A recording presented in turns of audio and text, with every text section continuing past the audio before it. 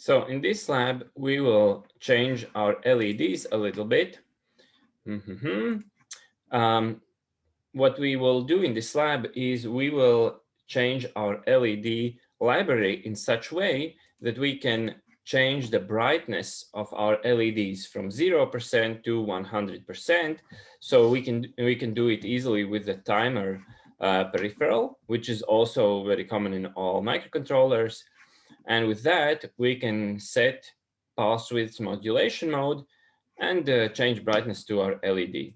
First, let's check out the timer peripheral in our microcontroller. Here it is. And basically, there's a timer, which is just counting from 0 to a top value, which we can set. By default, it's 65,535, but we can also set it smaller.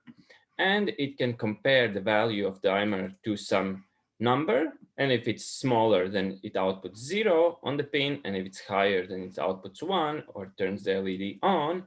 And it does it, I don't know, thousands of times per second. So we don't even see, but actually the LED is blinking very quickly in reality, and we can change the brightness. So let's see here in this documentation, we have this, for example, this pulse width capture or pulse width modulation.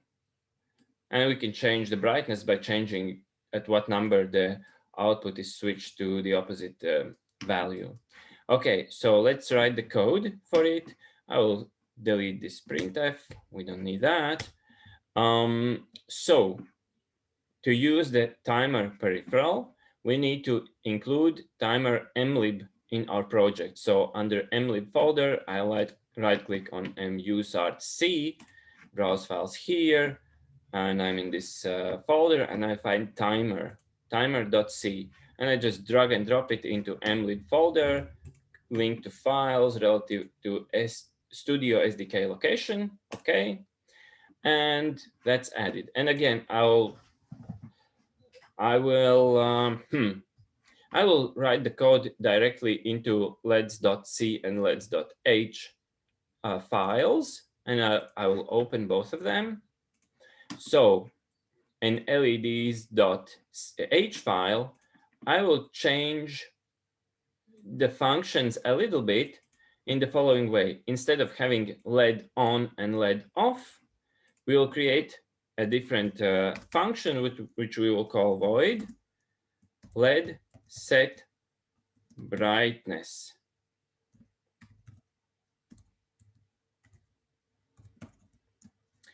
And the brightness, let's make it simple. The brightness will be percentage from 0 to 100%. 0 means LED is off, and 100 means LED is on to maximum brightness. So the argument will be unsigned 8-bit integer because they're smaller, they take less space in the memory, and the variable name will be brightness. And to make it very clear, we can write brightness %. And I can write a comment, set brightness from 0 to 100. And we will not actually have these LED on and LED off. So let's set brightness. Let's copy it to our C code after initialization.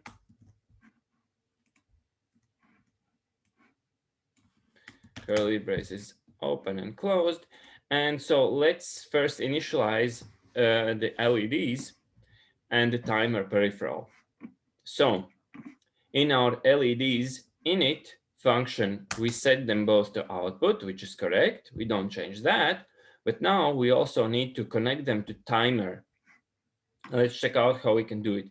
First of all, we need to check if these pins even have a timer output available, These are GPIO port E2 and port E3. So we need to go to the datasheet and check out, maybe they're not even connected to a timer.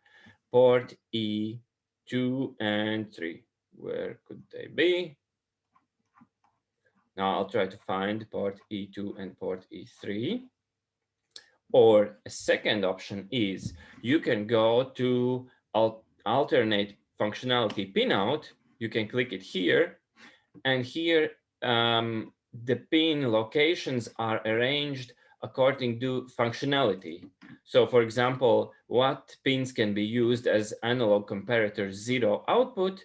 They can be port E13, port E2, port D6, and so on. And we need to scroll down to timers.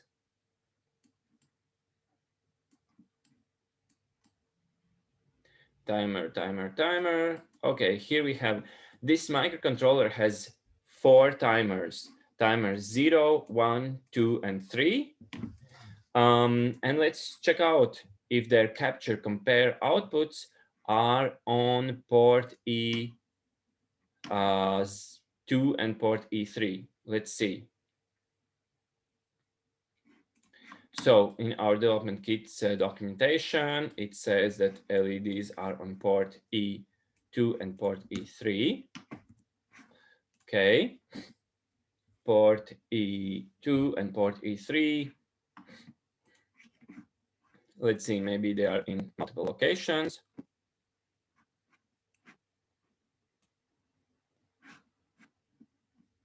Okay, so timer 0 does not have them anywhere. Okay, so that's falling out. Timer 1 doesn't have port E2 and port E3. Timer 2 also doesn't have them. Timer 3, here it is, port E2 is right here.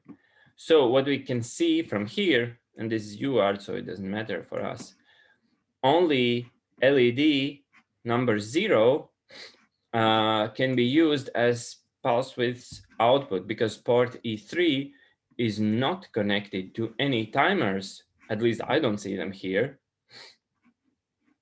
Port E3 not connected to any timers, so port E3 can only be used just on or off. So we will leave the possibility to turn LED 1 on and off, but for LED 0, we can set the brightness using timer. So we will upgrade the LED 0 to being able to change the brightness. So also in this datasheet, we can check out that the timer that is connected to port E2 is timer 3. It's capture compare register number 2, and the location is 1. So I will leave this open in background so we can come back and check it out one more time. But generally, that's the situation. So now let's try to write the code. So again, we leave the LED on and off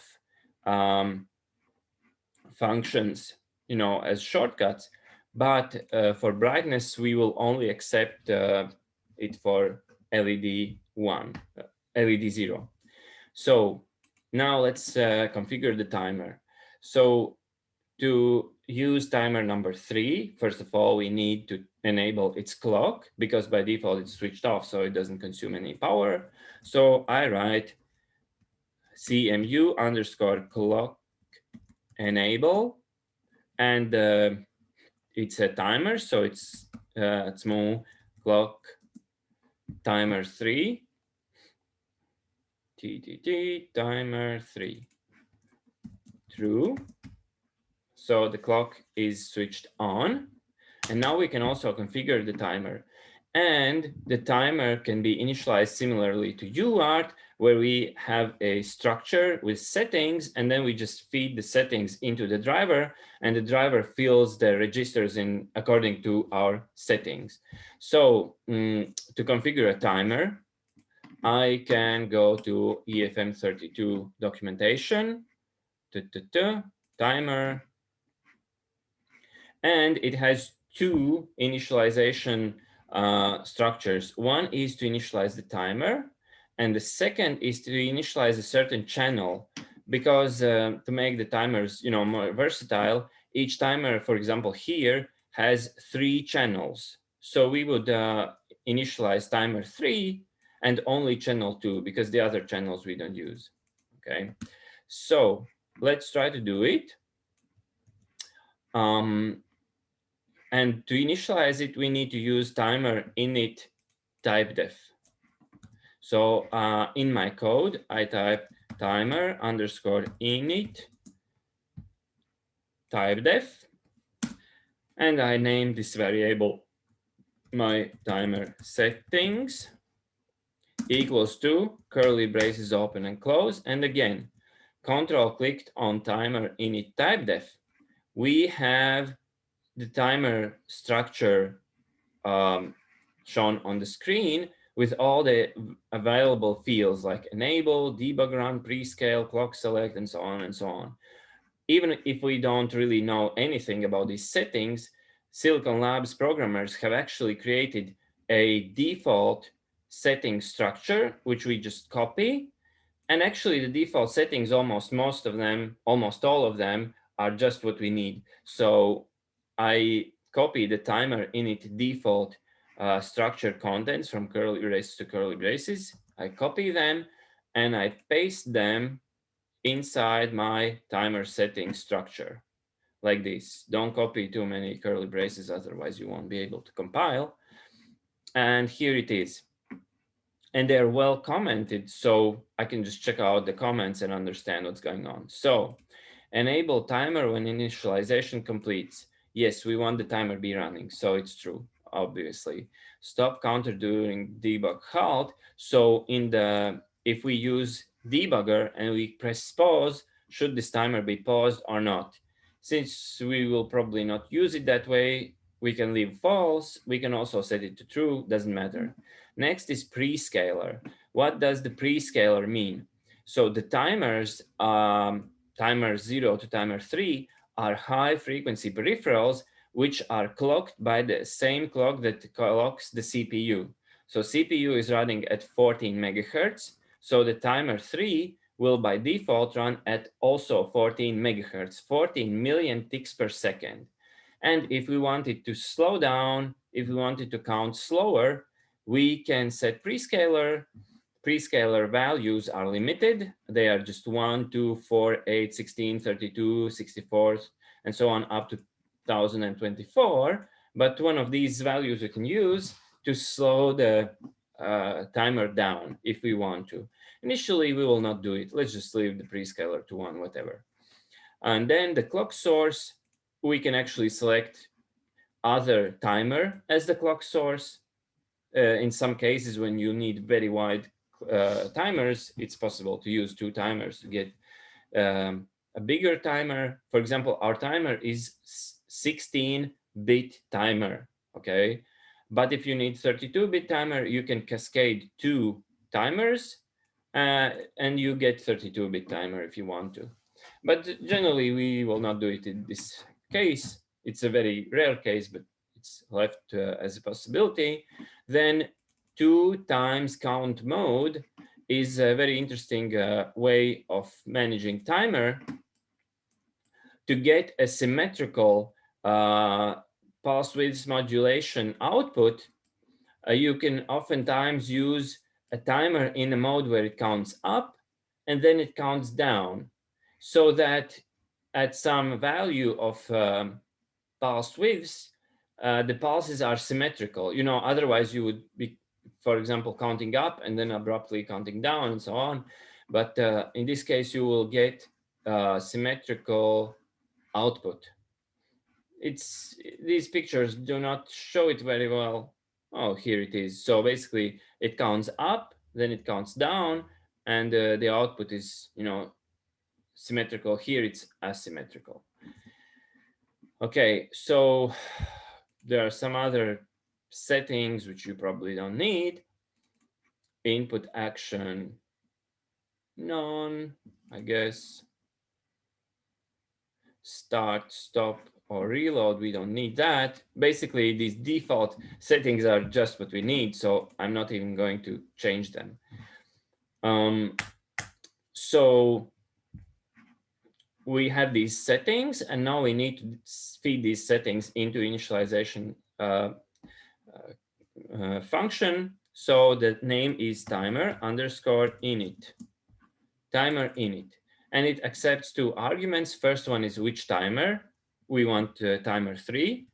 So I type timer 3, and after comma, I give address of the settings. It's passed by pointer, so I type ampersand sign, which is shift plus 7, and then I type my timer settings, like this.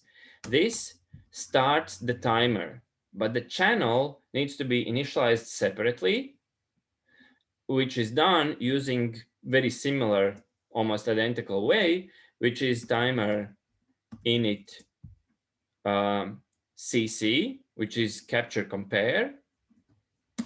And the name of this variable, I will say it's my channel settings equals 2. And again, I don't know the fields from my head. I'm not some kind of crazy genius. So I just click on the this type def name. And here I have the description of this structure with all the valid fields, and also timer init cc default values. So I just copy them, paste them between my curly braces here. And so timer event every edge, timer edge rising, it's probably for input capture. And here, what do we have on underflow, overflow, and match? So, and also which mode we want to run. Actually, the rest of the settings are advanced and we don't really change them. But basically, in our case, we want to say what the CPU should do when the timer starts to count from 0. So usually, pulse width modulation is organized in the following way. When the timer starts to count, it turns the output high. And then when it counts to the predetermined value, it sets it low. And then until the end of period, it keeps the output low. And then it sets it high again, and so on. So on underflow, which is when the timer hits overflows and starts from 0, we want the action to be set. We want to set LED on high. Let's say we have set the LED brightness 25%. So from 0 to 25, we want it to be turned on. And from 25 to 100, we want to set it off. So from 0 or at underflow, we want the action to be output action set. So I just copy it here. So to get this value, you can either type it down or you can control click on this and just copy it. So on underflow, which is when it starts from 0, timer output action should be set, turn the LED on. Then on overflow, we don't want it to do anything. And when the values match, we want to switch the LED off so it's action clear. So timer output action clear. Also, this Simplicity Studio accepts the following things. When I control click on something, I go into its definition. And if your mouse has these side buttons, which you use for internet browsing forward and backward, when you hit the back button on your mouse, just like in browser, it goes back one page, or it goes back to the place from which you clicked. Or alternatively, I click on something and I think that Alt key and arrow to the left also brings you back to the place from which you clicked. So if I click on this thing and I click on, I don't know, that thing, and I click 2 times, I also go back. So it's stacked, so it's easy to navigate. So my channel settings looks like this. Timer output action set, timer output action clear. And the timer is built in such a way that if CC value is 0, then it does not set. So there's not this thing where it turns it on and immediately turns it off because we have set it to 0%. It has a special case that when your comparison value is 0, it doesn't really set it on and then immediately off to avoid some glitches. It just doesn't turn it on. But if the brightness is at least 1, then it at 0 turns it on, at 1 turns it off, and then until 99 or 100 it keeps it on. So let's see, timer output action set, clear, timer CC mode. Let's see what modes we have. Off, capture, compare, and pulse width modulation. I think we need to turn it on to CC mode PWM. I'm not sure what the difference between compare and pulse width modulation is. Actually, I checked it out, couldn't find it. So let's just leave it like this. But the mode is pulse width modulation. So we turn the channel on. Then we use timer init CC. And then we tell which timer 3, then which channel. And as I mentioned before, the channel is channel 2. So it is channel number 2. And then we give address to these settings. So address of, which is ampersand sign shift 7, and my channel settings.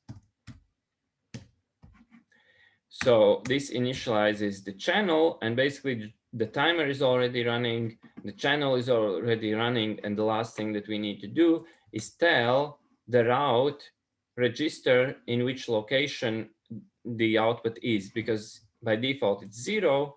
It would output the signal to port A15. We don't want it. We want the signal to be on port E2. So I type timer 3, then arrow, and there is this route register, and I set it equal to timer route. And then, first of all, I want CC2 pin to be enabled. So I use this CC2 pin enable flag plus timer route and location number 1. Okay. Location number 1 is port E2. And that's probably it. So let's init. And now, how do we set the brightness? Oh, and one more thing. By default, the counter counts from 0 to 65,135 because in hex it is FFFF. It's this number. But for simplicity, we can set the top value instead of this 65,000 to just 100. And in that case, it's immediately going to be, from 0 to 100%. So with, I will put it here after we have initialized the timer itself. We can write this function timer top set, with which we can tell timer 3 to count from 0 to 100. So it counts from 0 to 100, overflows, and then goes back to 0.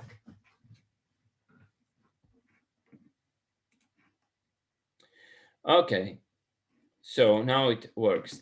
And now we need to write implementation for LED set brightness. And it's actually pretty simple. So this timer has the top register, which determines from 0 to what number it counts. And each capture compare channel also has the compare value with which the timer is compared. So the function name is pretty self-explanatory. Timer compare set, and using this compare set, timer 3, channel number 2, what value, brightness percent, basically this function just writes into timers 3, channel number 2, to what percentage or what number to write into the compare capture channel. However, this register is 16 bits. So if somebody says brightness percent 200, then the timer will never count to 200, but it automatically will just stay on all the time. So if somebody says brightness greater than 100, it will still result to as if the brightness was set to 100%. So we don't really have to add any code here. Anything higher than 100 also result in 100. So LED set brightness, 8-bit brightness percent, and it's written here, timer compared to, it looks like this code maybe will work right away. So what I can do is I can try to compile it, flash it, and maybe it will work. So, but also let's immediately write a test code. So let's init is already called here. Let's say that we want to set the brightness. Oh yeah, and also we need to delete the LED on.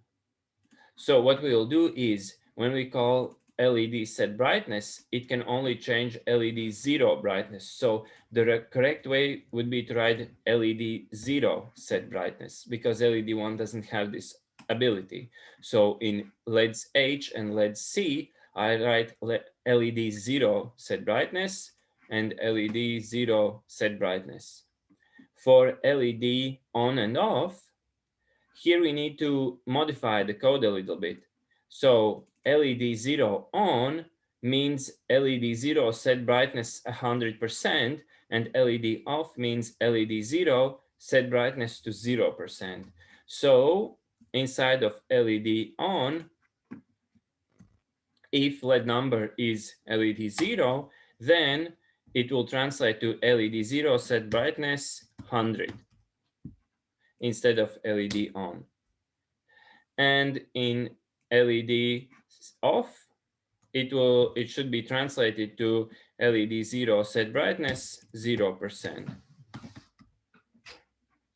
Okay, I don't know, looks like it could work. And in our main code, we will also change the code a little bit.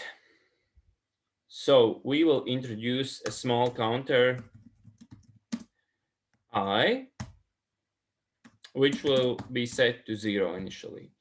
And in our infinite loop, we'll type hello world. Then we will set the brightness of LED 0, save all. LED 0 set brightness to value of I equals I plus 10. So on every loop, we will increase the brightness by 10%. And if I greater than 100, I equals to 0. You know, it counts to 100 and then jumps back to off so that it doesn't overflow.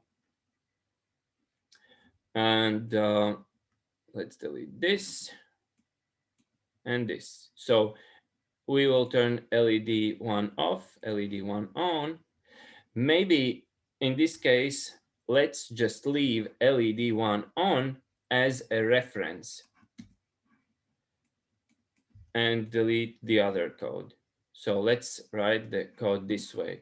So in our main code, we initialize chip, we turn on GPIO clock, we initialize LEDs, printing, then we introduce a counter equal to 0, and then let's set LED 1 on constantly all the time. So we have an LED on 100% on as a comparison to see whether our code works or not.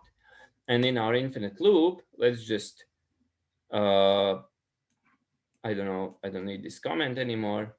So we print hello world, we set brightness of LED to value of I, which is initially 0, then we add 10 to the brightness, to this eye. And if we count higher than 100, then we set it again off. We wait 1 second and we start it over. Okay, so set brightness to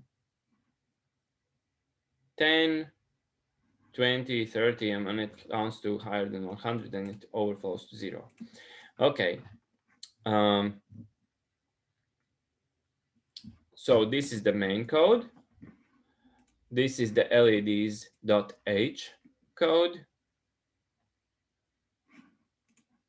This is, it doesn't fit in one screen anymore, but this is the LEDs.c.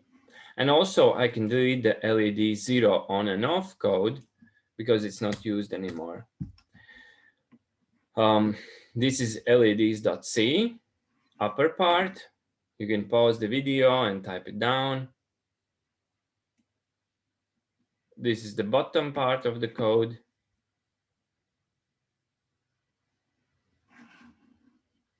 And let's just save all, build, hopefully it compiles. Oh, it didn't compile, so there's some kind of mistake here. Let's see.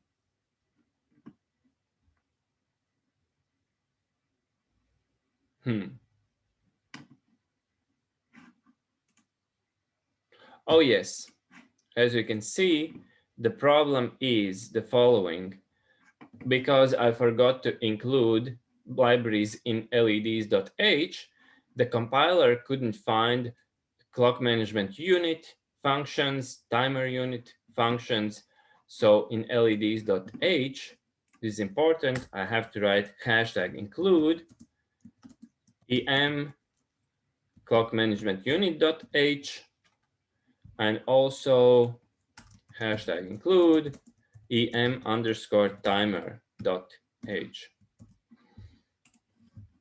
So that timer library is included and clock management unit library is included in our LED driver.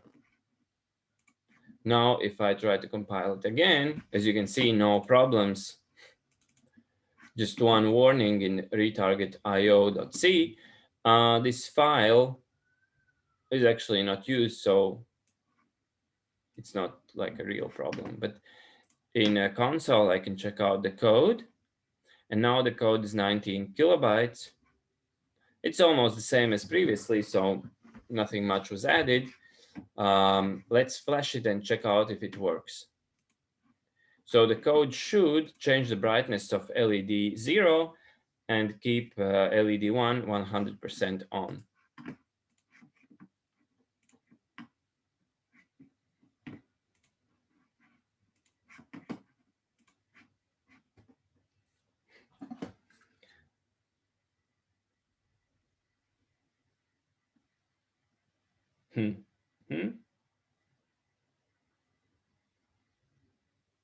So on my development kit,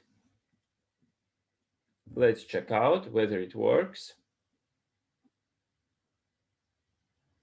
So that is off, then it's a little bit brighter, even brighter, more bright. So yeah, when the brightness is very high, you know, something like 70, 80, 90%, for human eye, I didn't even notice the difference between two LEDs. On the screen, since it's blurred out and the camera is pretty sensitive, I can see that the brightness changes. But with my eye, I almost didn't see any difference between two LEDs. The reason is that, you know, LED has some inertia. You turn it on and then quickly, if you turn it off for a very, very small period of time, you know, it still conducts a little bit of electricity, so the contrast isn't that great. So sometimes it helps to reduce the PWM frequency, you know, so that the LED is on or off for longer periods of time, and then the difference is better visible. In our case, the frequency is, the CPU frequency is 14 million, And the prescaler is 1, but it counts from 0 to 100, so I divide by 100, and I see that the frequency of the pulse width modulation is 140 kilohertz, pretty high. If you want to drive bigger MOSFETs, oftentimes you need to reduce the frequency because the big MOSFET is big, it needs a lot of charge to open and close, it takes some microseconds for the channel to form and start conducting and stop conducting. You know, there's some inertia in all materials, even in electronics. So actually, from my experience, if you want to drive big, long LED strips, actually everybody is using a frequency as low as 500 hertz, you know, pretty low frequency. Because at higher frequencies, the MOSFET switches so fast that it overheats, it can explode and burn, because it cannot close and open as fast. So it's half closed, half opened all the time, and it just overheats because it should be either on or off, not in some partial state. Okay, and this thing is writing me everything. Okay, so with this code, we have, turned on the timer, number 3. We have also started this PWM on channel 2. We can set the brightness of LED and turn on or off the other LED. So that's it for lab part number 1. So your task is to write down this code and check out that it works.